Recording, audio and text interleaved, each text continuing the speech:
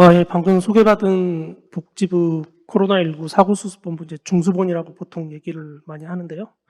예, 중수본 의료대응 팀장으로 있는 김도균 팀장입니다. 반갑습니다.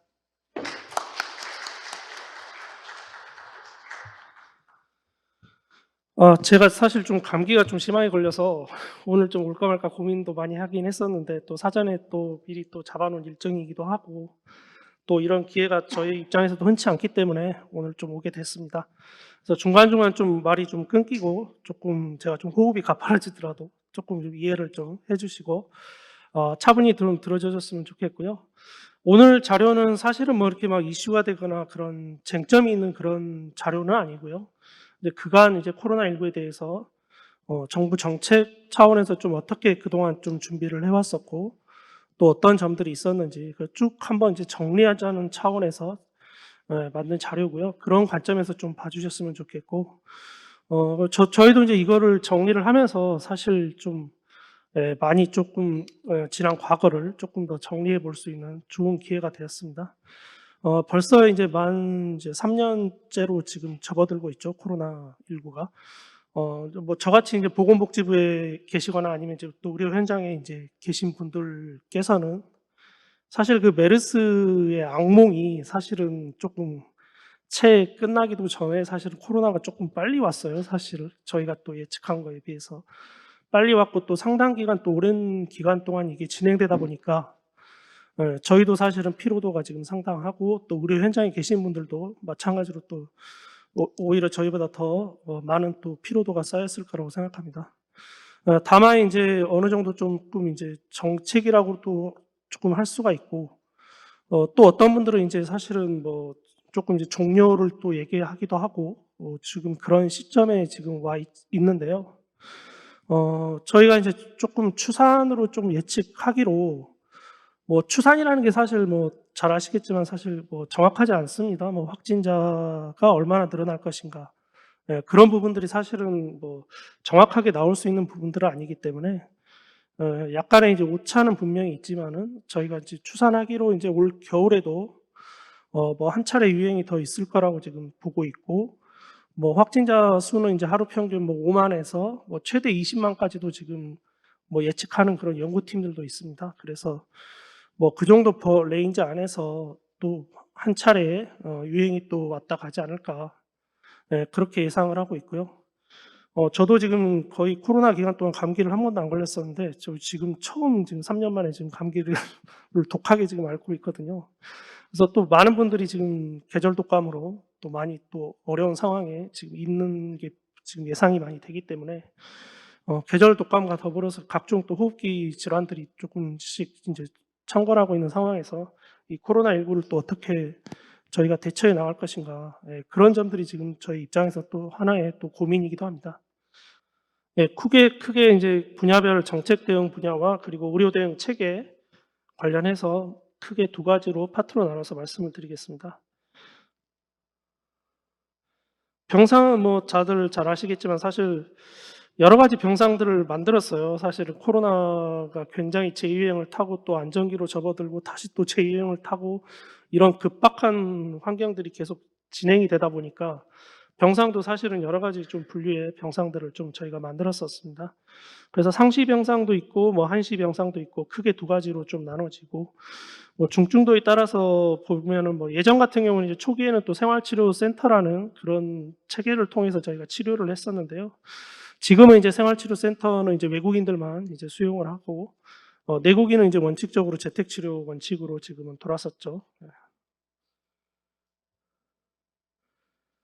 뭐 병상은 당연히 코로나 확진자 수의 추이에 따라서 상당히 이제 선제적으로 조금씩 급박하게 움직였다는 것을 여기서 좀 보실 수가 있고요. 올 초조 오미크론이 유행할 때 그 최대 33,000 병상까지도 저희가 지금 확보했던 그런 지금 이력이 있습니다. 그리고 입원과 이제 입원 전부터 이제 입원 그리고 재원, 퇴원까지 쭉 이제 그 어떤 절차를 조금씩 정리를 한 거고요. 입원 전에는 여전히 이제 그 치료제에 대한 어떤 그런 적극적인 좀 활용 필요성 이 부분에 대해서 저희도 많이 관심을 가지고 여러 가지 또 제도 개선들을 또 했었습니다. 현장에서 조금씩 쓰기가 어렵다는 부분들이 애로사항들이 사실 많이 있었기 때문에 이 부분에 대해서 정부도 관심을 가지고 조금 했었다는 부분들을 좀 말씀을 드리고요. 그리고 뭐 나머지 부분들은 조금 보시면 아실 것 같습니다.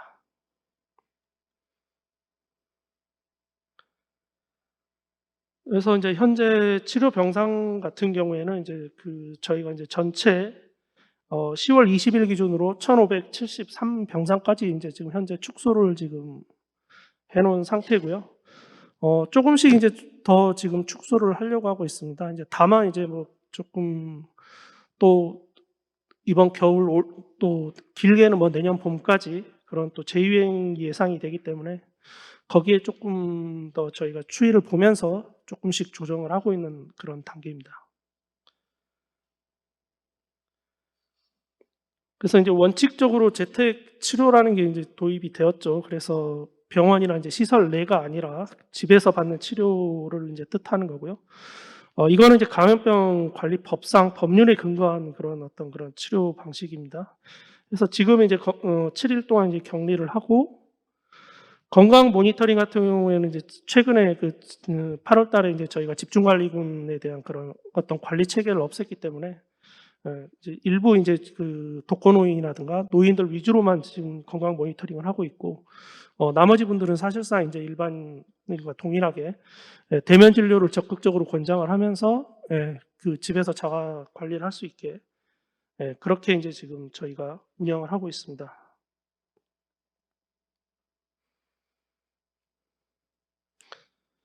그래서 원래는 집중관리군과 일반관리군이 이제 구분이 되었었는데 이거를 저희가 지금 현재 8월 달부터는 지금 폐지를 한 상태고요. 그래서 이제 크게는 이제 전체적으로 이제 대면 진료를 우선적으로 한다라는 차원에서 이 부분을 좀 폐지했던 부분들이 있습니다.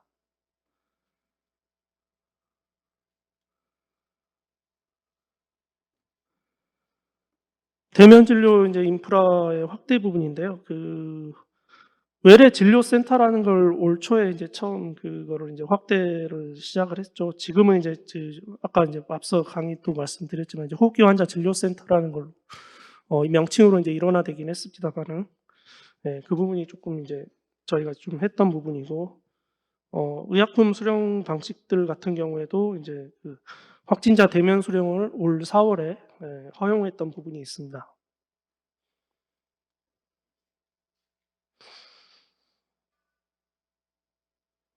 예, 집중관리군 모니터링이 계속 이제 그동안 했던 부분인데요. 이제 이 부분에 대해서 크게 이제 축소를 했던 부분이고, 고위험군 같은 경우에 이제 따로 패스트 트랙이라고 해서 저희가 이제 하루 안에 이제 모든 약 처방까지 그런 절차들을 다 할 수 있도록 그런 이제 새로운 어떤 절차를 도입해서 지금 운영을 하고 있고요.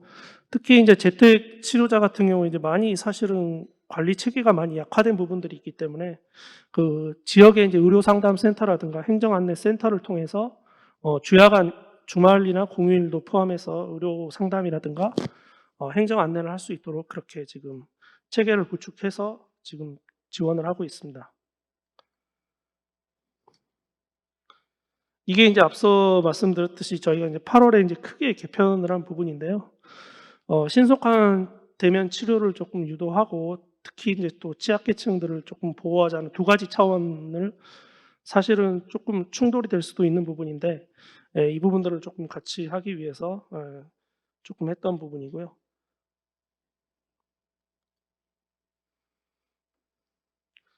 그리고 이제 복지부 입장에서는 현장에 또 의료 인력을 좀 지속적으로 지금 파견을 지금 해주고 있습니다. 어, 그동안 이제 사실 6개월 파견을 하고 또 자체 채용을 했을 때 인건비를 또 3개월 동안 또 지원해주고 하는 제도를 계속 운영을 해왔었고요. 최근에 이제 파견 기간 자체를 6개월에서 조금 3개월로 조금씩 이제 단축을 했습니다. 그리고 가급적 좀 이제 의료기관에서 자체 채용을 유도할 수 있게 그런 취지에서 좀 그런 개편들을 했었고요. 뭐 1차 유행 때부터 시작해서 그동안 쭉 지속적으로 조금 의료 인력들을 파견을 해왔고요. 물론 뭐 현실적으로 좀 의사분보다는 간호사분들 위주로 좀 현장에서 좀 수요가 있는 인력들을 저희가 모집을 하다 보니까 예, 간호사분 위주로 해서 좀 계속적으로 좀 파견을 해 왔고요. 그리고 2차 유행 때 그 20년이죠. 20년 때부터 또 중환자 전담 간호사 양성 사업이라는 거를 저희가 지금 계속 하고 있습니다. 올해 또 3년 차로 해서 이미 또 420여 분이 좀 수료식을 해서 졸업을 했고요. 그래서 이런 부분들은 좀 정부 차원에서도 중요하다고 보는 부분들이기 때문에 예, 좀 계속적으로 좀 챙기고 있는 부분입니다. 특히 또 이제 중요한 게 이 고위험 시설에 대한 그 대응 방안이죠. 고위험 시설들 같은 경우에 또 노인분들이 많고 또 한번 퍼지기 시작하면 이게 집단 감염으로 급격히 악화되는 부분들이 있기 때문에 저희 입장에서 굉장히 좀 아직도 사실은 조금 경각심을 가지고 이 부분에 대해서 좀 보고 있습니다. 그래서 뭐 그동안 뭐 정신질환 감염병 전담병원이라든가 뭐 정신요양 재활시설 의료기동 전담반, 이 의료기동 전담반은 뭐 아시겠지만 이제 그 시설이나 이런 데 의사들이 상주하지 않기 때문에 이제 저희가 의사들로 별도 인력들을 꾸려서 예, 시설이나 이런 데서 내원해서 그 진료를 할 수 있게 예, 해서 이제 운영하는 체계입니다. 그래서 쭉 보시면 될 것 같고요. 손실보상도 저희가 이제 그동안 이제 쭉 했었죠. 그 의료 대응 체계 지원이라든가 뭐 안정적인 의료 서비스 전달 체계 유지 등을 위해서 감염병 법률 상의 손실보상을 저희가 지금 계속적으로 지금 하고 있고요. 손실보상은 아마 이제 내년까지 조금 더 이렇게 조금 더 사후에 조금 더 정리해야 되는 부분들이 있어서 내년까지도 좀 아마 조금 지속이 될 것 같습니다. 이 건강보험 이제 수가에 대한 부분인데요. 뭐 그동안 좀 사실 많은 수가들을 좀 새롭게 예, 했던 부분들이 있고요. 사실 뭐 이 부분이 뭐 크게 뭐 사실 충분한 그런 부분이 아니라서 사실은 조금 예, 부족하긴 하지만 그래도 저희 예산 안에서 저희가 좀 최대한 노력을 했습니다. 그래서 이런 부분들에 대해서도 크게 좀 신경을 썼습니다.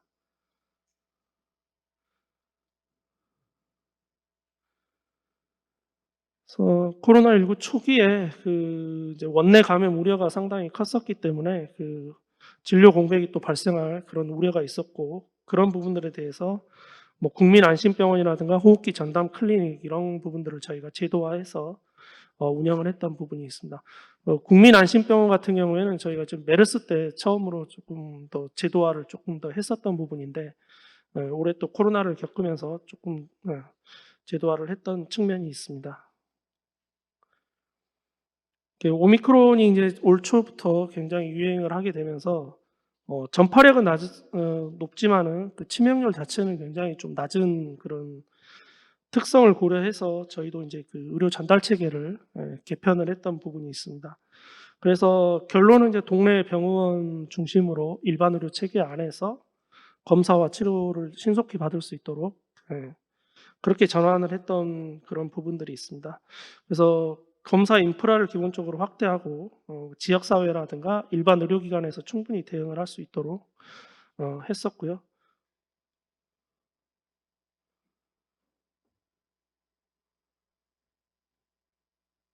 이 부분은 이제 올 초에 저희가 쭉 했었던 부분들이라서 한번 보시면 될 것 같습니다.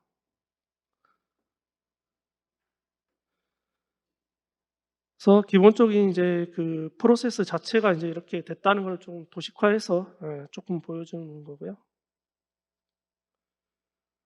그리고 올 3월에 특히 이제 전문가용 그 신속 항원 검사 RAT에 대해서 양성에 대해서도 조금 이제 인정을 했죠. 그래서 이때 당시에 그 양성 예측도가 크게 높아졌다고 봤었고, 뭐 충분히 이제 필요하다고 봤었기 때문에 예, 충분히 도입했던 측면이 있습니다. 현재는 이제 검사 자체도 이제 보건소에서는 이제 고위험군을 우선으로 검사를 하고 있고, 일반적으로는 이제 동네 병원에서 신속 항원 검사라든가 PCR 검사를 하는 체계로 지금 운영이 되고 있죠. 그래서 그동안 이제 여러 그 명칭으로 운영되던 그 호흡기 관련된 그 의료기관들의 명칭을 저희가 호흡기 환자 진료센터라고 일원화를 했고요. 올해 7월에 일원화를 했고, 특히 이제 호흡기 환자 진료센터 중에 검사부터 치료제 처방 그리고 진료가 모두 가능한 기관을 원스톱 진료기관이라고 해서 현재 지금 한 10,000여 개소 정도 원스톱 진료기관은 지금 운영이 되고 있고요. 전체 호흡기 환자 진료센터 같은 경우에는 14,000여 개 정도 지금 전국에서 지금 운영이 되고 있습니다.